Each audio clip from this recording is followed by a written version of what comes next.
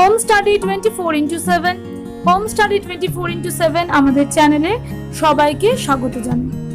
আমরা animal structural organisation নিয়ে পড়ছিলাম, সেখানে আমরা টিস্যু সম্পর্কে পড়ছি, অ্যানিমাল টিস্যু। তার মধ্যে আমরা অলরেডি কানেকটিভ টিস্যু কি সেটা একটা ধারণা তোমাদের সামনে তুলে ধরেছি। এবার আমরা দেখব কানেকটিভ টিস্যু কত রকমের হয়ে থাকে। অনেক রকমের কানেকটিভ টিস্যু হয় এবং তার মধ্যে আমি টাইপ 1 নিয়ে আজকে তোমাদের সামনে আলোচনা করব। আমি speaker Sonali Ghatak and editor Anindya Bhattacharya. So, let's start today's topic, loose connective tissue type 1. Okay, চলো শুরু করি আমরা। তবে তার আগে কানেকটিভ টিস্যু টাইপ 1টা নিয়ে আমরা বিস্তারিত বর্ণনা দেব। তার আগে আমরা একটু তার কত রকমের হয়ে থাকে কানেকটিভ টিস্যু তার একটা ধারণা আমরা নিই। First of all, connective tissue এটার মানে কি? কানেকশন, যারা কিনা কানেকশনের জন্য ব্যবহৃত হয়। একটা কোষ বা একটা অর্গানের মধ্যে কানেকশন, এই যে টিস্যুর মাধ্যমে সম্ভব হয় তাকে বলা হয় কানেকটিভ টিস্যু। কানেকটিভ টিস্যু সাধারণত 3 রকমের হয়, লুজ, স্পেশালাইজড। লুজ মানে কি? যেটা হালকা। ডেন্স মানে কি? একটু ঘন। আর স্পেশালাইজড, কিছু স্পেশাল ফর্মেশন দেখতে পাওয়া যায়। লুজ কানেকটিভ টিস্যুর মধ্যে পড়ছে অ্যারিওলার এবং অ্যাডিপোস টিস্যু। ডেন্স কানেকটিভ টিস্যুর মধ্যে পড়ছে dense regular connective tissue, dense irregular connective tissue. Dense regular connective tissue আবার white fibrous, yellow fibrous connective tissue, যেটা ক্রমান্বয়ে কর্ড বা টেন্ডন এবং শীট এই দুটো ভাগে ভাগ হয়েছে। আর ইয়েলো কানেকটিভ টিস্যু যেটা ইলাস্টিক কানেকটিভ টিস্যু, সেটা কর্ড, লিগামেন্ট এবং শীটে বিভক্ত। আর যে স্পেশালাইজড কানেকটিভ টিস্যু, সেখানে কিন্তু অনেক রকমের টিস্যু পড়ছে, skeletal tissue, vascular tissue, reticular, pigmented, mucoid. এবং এই স্কেলিটাল টিস্যু কার্টিলেজ বোনে বিভক্ত, cartilage hyaline, fibrous, calcified, bones compact এবং spongy, vascular tissue blood, lymph, এবং লাস্ট অফ অল এই হচ্ছে টোটাল কানেকটিভ টিস্যুর যে টাইপ আমরা দেখলাম। তার মানে দেখতে পাচ্ছ কানেকটিভ টিস্যু কত রকমের হয়ে থাকে, ভ্যারিয়াস এবং অনেকভাবে বিস্তারিত থাকে। আমরা আজকে লুজ কানেকটিভ টিস্যু নিয়ে তোমাদের সাথে আলোচনা করছি, অর্থাৎ টাইপ 1 নিয়ে। চলো আমরা আজকে লুজ কানেকটিভ টিস্যু টাইপ 1 নিয়ে তোমাদের সামনে আলোচনা করি। ধীরে ধীরে আমরা পড়বো, তাহলে আমি ব্যাপারটাকে আরো সুন্দর করে গভীরে ব্যাপারটাকে বুঝতে পারবো। চলো আর সময় নষ্ট না করে টাইপ 1 অর্থাৎ লুজ কানেকটিভ টিস্যু সম্পর্কে পড়ব। কিরকম দেখতে হয় দেখছো, লুজ কানেকটিভ টিস্যু ছবিতে দেয়া আছে, কোন পজিশন সেটাও লেখা আছে। তাহলে একটু ব্যাপারটা সম্পর্কে জানি। Loose connective tissue is a category of connective tissue which includes areolar tissue and mainly adipose tissue. Connective tissue is the most common type of connective tissue in vertebrate, মানে লুজ কানেকটিভ টিস্যু সব থেকে common ভার্টিব্রেটের ক্ষেত্রে যেটা দেখতে পাওয়া যায়। It holds organ in place and attach epithelial tissue to other in underlying tissue. আমরা বললাম যে এপিথেলিয়াল টিস্যু অলরেডি আমরা পড়ে ফেলেছি। এপিথেলিয়াল টিস্যুর সাথে অন্যান্য টিস্যুর কানেকশনের ক্ষেত্রে এই লুজ কানেকটিভ টিস্যু ভীষণ ভূমিকা পালন করে থাকে। সাধারণভাবে এই loose connective tissue actual it is a mesh like tissue, ছাকনির মতো অনেকটা, উইথ আ ফ্লুইড ম্যাট্রিক্স, যেখানটা ফ্লুইডই একটা নেচার থাকে, and function to cushion and protect body organ. তাহলে কানেকটিভ টিস্যুর কাজ হচ্ছে প্রোটেক্ট করা বডি অর্গানকে। কি নিয়ে তৈরি দেখি? ফাইব্রোব্লাস্টস আর widely dispersed in this tissue. They are irregular branching cell that secrete strong fibrous protein and proteoglycan as an extracellular matrix. The cells of this type of tissue are generally connected by a gelatinous substance known as ground substance, primarily made up of collagenous and elastic fiber. Mainly আমরা যে connective tissue পড়ছি সেটা ছাকনির মতো এবং fibroblast, blast মানে কোষ, মানে যেখান থেকে ফাইবার তৈরি হচ্ছে, মানে ফাইব্রাস যে প্রোটিন, হ্যাঁ, বা প্রোটিওগ্লাইকান বলতে কি প্রোটিনযুক্ত কার্বোহাইড্রেট, গ্লাইকেন মানে কার্বোহাইড্রেট, প্রোটিনযুক্ত কার্বোহাইড্রেট, এদের এই ফাইব্রোব্লাস্ট সেল থেকে বেরোয় এবং যেটা এক্সট্রাসেলুলার ম্যাট্রিক্সের একটা ভীষণ ইম্পর্টেন্ট উপাদান। এছাড়াও এই যে টিস্যুতে যে সেলগুলো থাকে সেই কোষগুলো কি করছে, একটা জিলাটিনাস সাবস্টেন্স এর সাথে কানেক্টেড থাকে, এটাকে বলা হয় গ্রাউন্ড সাবস্টেন্স। আর এটা কি দিয়ে তৈরি হয়েছে, মেনলি প্রোটিন, কি প্রোটিন, ইলাস্টিক ফাইবার এবং কোলাজেনাস প্রোটিনগুলো নিয়ে তৈরি হয়েছে। এবং সাধারণভাবে আমরা কোথায় দেখতে পাবো এই টাইপের লুজ কানেকটিভ টিস্যু? আগে একটু লুজ কানেকটিভ টিস্যু বলে নিই, তারপরে অ্যারিওলা টিস্যু বলছি। লোকেশন বললে আমরা দেখবো it may be found in tissue section from almost every part of the body. It surrounds blood vessel, nerve and penetrates with them even into small spaces of muscle, tendon, other tissue, মানে সমস্ত জায়গায় এই টিস্যুকে দেখতে পাওয়া যায়, সমস্ত পার্টের জন্য সব থেকে বেশি আমরা এই টাইপের স্ট্রাকচার দেখতে পাই। Loose connective tissue is named base on the weave and type of the constituent fibre. Actual fibre দিয়ে তৈরি হয় এরা, 3 রকম ফাইবার আগেই বললাম তোমাদের। কোলাজেনাস ফাইবার অ্যাকচুয়াল কোলাজেন দিয়ে তৈরি হয়েছে এবং বান্ডেল অফ ফাইব্রিল দিয়ে তৈরি হয়েছে, that are coils of collagen molecule. Elastic fibre, elastin যেটা স্ট্রেচেবল, সেই ইলাস্টিন দিয়ে তৈরি হয়েছে। এবং reticular fibre consist of one or more type of very thin collagen fibre, the joint connective tissue of another tissue, অন্যান্য টিস্যুর সাথে join করতে সাহায্য করছে। তো আমরা মোটামুটি ফাইবার দেখলাম 3 রকমের হচ্ছে, কোলাজেনাস ফাইবার, ইলাস্টিক ফাইবার এবং রেটিকুলার ফাইবার। এবার আমরা মেন আসছি তার টাইপ। লুজ কানেকটিভ টিস্যুকে আমরা অ্যারিওলার টিস্যু একটা টাইপ আমরা দেখতে পাই। এই অ্যারিওলার টিস্যু কি? Areolar tissue is a common type of loose connective tissue. এখানে ফাংশন দেখতে পাচ্ছ, কি লেখা আছে? To bind parts together is the primarily function of areolar tissue.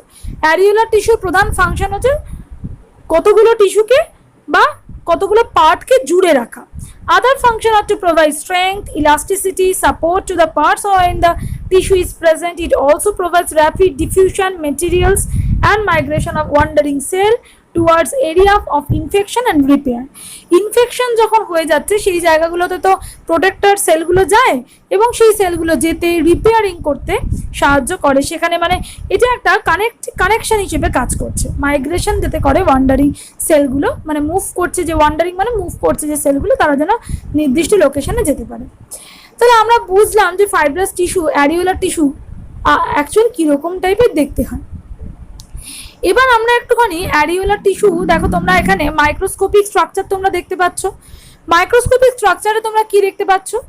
Areolar connective tissue has no obvious structure like layer of rows of cells. সেরকম আমরা কিন্তু layer বা সেল, একটা রো এরকম আমরা দেখতে পাবো না। You might think that this would make it harder to identify, but if you realize that the lack of pattern is one of the distinguishing characters of areolar connective tissue. দেখো, আমরা মনে হবে যে এটা তো খুব মুশকিল এই কানেকটিভ টিস্যুকে আইডেন্টিফাই করা, কিন্তু এটাই হচ্ছে আইডেন্টিফিকেশনের নিয়ম, যে আমরা কোনো সেল আলাদা করে এই টিস্যু তখন সেকশন আমরা মাইক্রোস্কোপে দেখব, আলাদা করে কোনো সেল আমরা দেখতে পাবো না। আই থিঙ্ক বোঝা গেছে, এটাই এর signifying characters. Areolar connective tissue is made up of cells and extracellular matrix. Extra means outside, so that extracellular matrix is material that is outside of the cell. The matrix has 2 components, fiber and ground substance.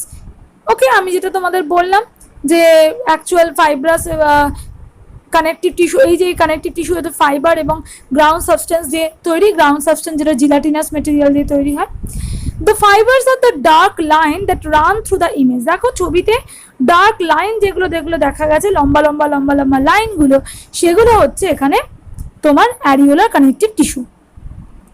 Of the 3 type of fiber in areolar connective tissue, only collagen is visible.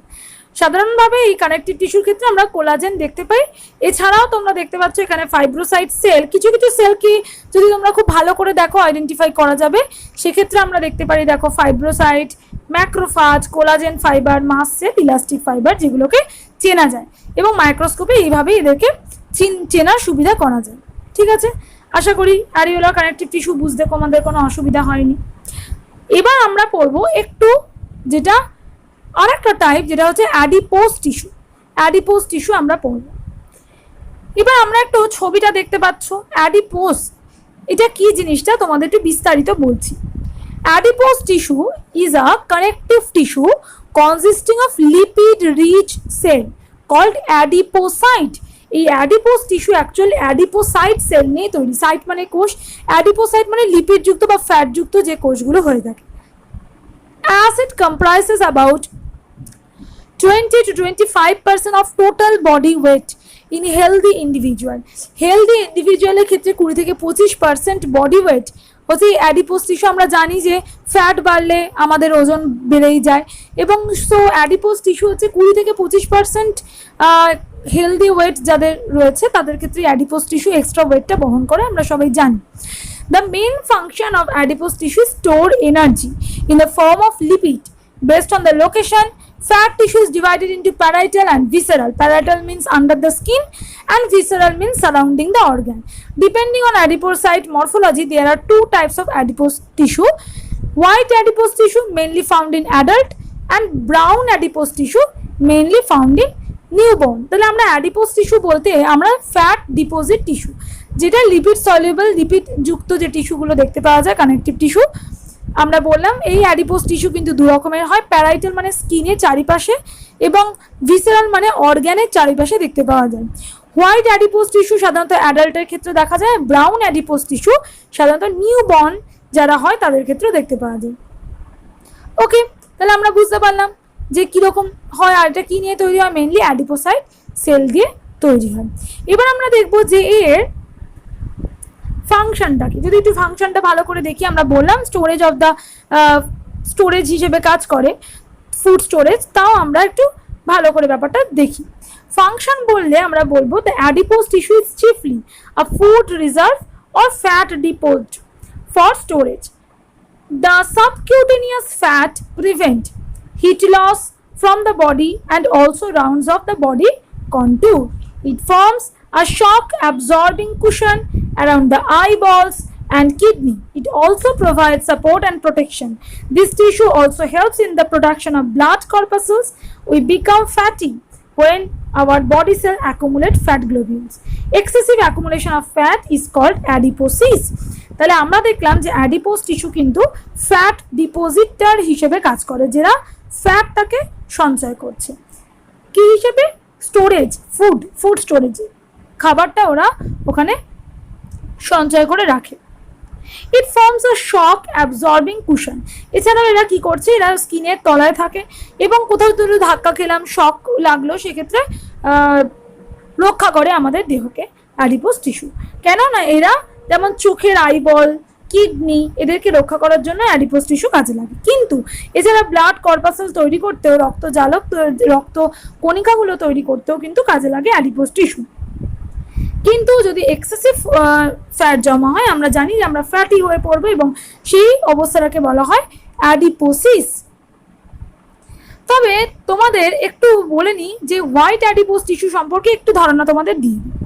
The adipocytes in white adipose tissue are organized into lobules by connective tissue septa.